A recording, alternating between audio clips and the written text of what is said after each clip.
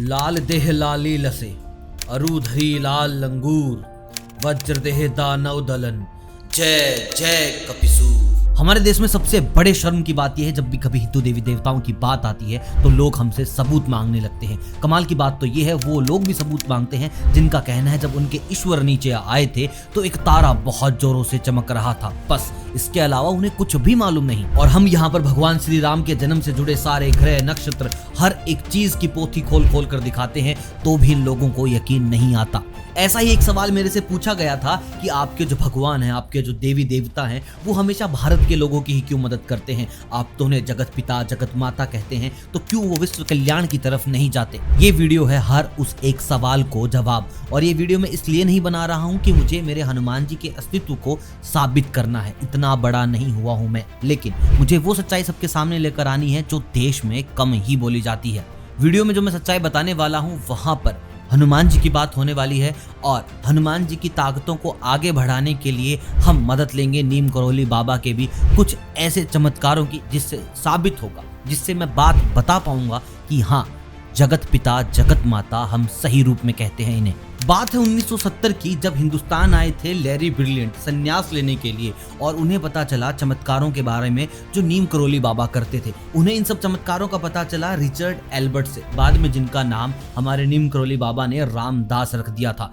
Richard Albert जो थे वो हार्वर्ड यूनिवर्सिटी में थे और LSD पर पढ़ाई कर रहे थे, अध्ययन कर रहे थे, लेकिन अध्ययन के बीच में उनकी LSD बन गई लत और इसी चीज से छुटकारा पाने के लिए स्पिरिचुअलिटी की तरफ दौड़े और उनकी मुलाकात हुई हमारे नीम करौली बाबा से और उन्होंने बिगिनिंग में नशा बोलकर नीम करौली बाबा को कुछ गोलियां खिलाई थी और नीम करौली बाबा सारी की सारी गोलियां खा गए थे और रत्ती भर उन्हें फर्क नहीं पड़ा और उन्होंने बताया जिस पर अध्यात्म का नशा हो उस पर दूसरा नशा चढ़ ही नहीं सकता। और ऐसे बहुत से चमत्कार करे हैं, जैसे कि ट्रेन का इंसिडेंट आपको याद होगा, जहां उनको बाहर नीचे उतारा गया था, उसके बाद ट्रेन तक नहीं चली। उनके एक शिष्य से जिन्होंने कभी गीता पढ़ी भी नहीं थी, उनके ऊपर जब गीता पाठ का प्रेशर बनाया गया तो नीम करौली बाबा ने अपना अंगूठा उनके सर से लगाया और अपनी चद्दर उनके सर से घुमाई और उसके बाद उनका कहना था, मुझे कुछ याद नहीं, मैं बस गीता के श्लोक पढ़ते चला जा रहा था। और वैसे कम्बल मेरे ऊपर ढकते हुए अंगूठे से मेरे यहाँ पर टच कर दिया। ऐसे चमत्कारी रहे हैं हमारे नीम करौली बाबा। और सारी कृपा आई कहां से? हमारे हनुमान जी से। वो अपने पैर किसी को छूने नहीं देते थे, उनका यही कहना था, पैर छूने हैं तो वो सामने प्रतिमा है मेरे हनुमान की, वहां जाके छू के आओ। इन्हीं बातों को सुनते हुए ब्रिलियंट आए उनके पास और जब वो उनके पास आए तो पूरे दुनिया भर में चेचक फैली हुई थी, बहुत जोरों शोरों से बच्चे बूढ़े जवान सब लोग मर रहे थे।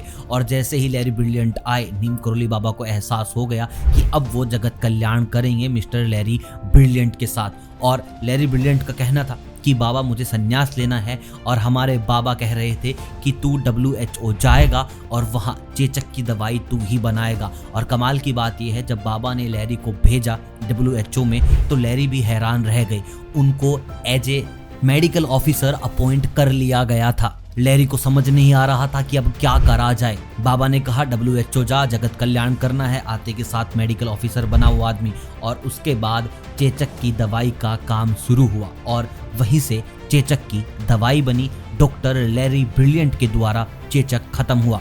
आज भी डॉक्टर लैरी ब्रिलियंट जिंदा हैं और वो अपनी हर एक टेड टॉक्स में, अपने हर एक इंटरव्यू में बस यही कहते हैं, जो भी हुआ वो सब नीम करौली बाबा और हनुमान जी की दया से हुआ। With a wise man, our guru Neem Karoli Baba, who then told me to get rid of the dress, put on a three-piece suit, go join the United Nations as a diplomat, and work for the World Health Organization. And he made an outrageous prediction that smallpox would be eradicated, and this was God's gift to humanity because of the hard work of dedicated scientists. And that prediction came true, and this little girl is Rahima Banu. वो लोग जो हमारे culture के नहीं हैं, जिनको हिंदुस्तान का नहीं पता, वो भी हनुमान जी का नाम लेते वक्त दोनों हाथ जोड़कर नमन करते हैं कि सब कुछ उन्हीं की दया से हो रहा है। और डॉक्टर लैरी ब्रिलियंट के दोस्त थे स्टीव जॉब्स, और स्टीव जॉब्स को जब ये बात चली तो वो भी हिंदुस्तान आए नीम करौली बाबा से मिलने के लिए। लेकिन स्टीव जॉब्स आए हिंदुस्तान 1974 में, लेकिन 11 सितंबर 1973 में नीम करौली बाबा ने समाधि ले ली थी। स्टीव जॉब्स नीम करोली बाबा से तो नहीं मिल पाए, लेकिन वो उनके कैची आश्रम उत्तराखंड में रुके, हनुमान जी के दर्शन किए और वापस अपने काम के लिए रवाना हुए। और उसी के बाद शुरुआत होती है एप्पल की। देखिए, आपको पता होगा एप्पल का लोगो क्यों है, क्यों नहीं, हजार कारण हो सकते हैं, लेकिन उनमें से एक कारण ये भी है जिस पर हमें पूरा विश्वास है कि स्टीव जॉब्स ने एप्पल का लोगो इसलिए भी रखा था क्योंकि नीम करोली बाबा का जो सबसे मनपसंद फ्रूट था वो एप्पल ही था। और आज आप देख सकते हैं किस तरीके से स्टीव जॉब्स भी अपने काम में आगे बढ़े हुए हैं। फेसबुक के क्रिएटर मार्क जुकरबर्ग भी हिंदुस्तान आए थे, नीम करोली बाबा के आश्रम में रुके थे और वहीं से आगे बढ़े। और आज आपको पता है मेटा किस तरीके से लोगों की मदद कर रहा है। और ये वो लोग नहीं जो बस आकर वहां से चले गए। स्टीव जॉब्स के पास हमेशा बाबा नीम करोली की एक फोटो उनके पास रही है। और उसके बाद एक सेवा फाउंडेशन है जिसको मैं आपको बता दूं, चलाने वाले हैं doctor Larry brilliant, Ramdas ji जिनको ये नाम नीम करोली बाबा ने दिया था, और खुद स्टीव जॉब्स। एक अमेरिकन माइक्रोलॉजिस्ट भी हैं डॉक्टर गोविंदप्पा, वो भी इस फाउंडेशन का हिस्सा है और अंधे लोगों के इलाज के लिए फाउंडेशन काम करती है। ये वो सबूत हैं, ये वो ताकतें हैं जो हनुमान जी की हमने देखी नीम करोली बाबा के जरिए।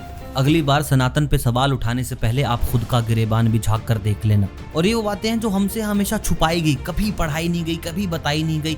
जैसे कि हनुमान जी की अगर बात करें तो बहुत जगह हमसे छुपाया गया है उनके भाइयों के राज के बारे में।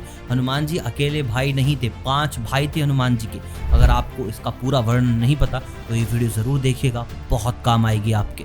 जय हनुमान। अगर आप भी हनुमान जी में विश्वास रखते हो और मानते हैं कि जो हमारे देवी देवता हैं वो जगत कल्याण के लिए काम करते हैं, तो कमेंट बॉक्स में जय श्री राम लिखने से ना हिचकिचाएं।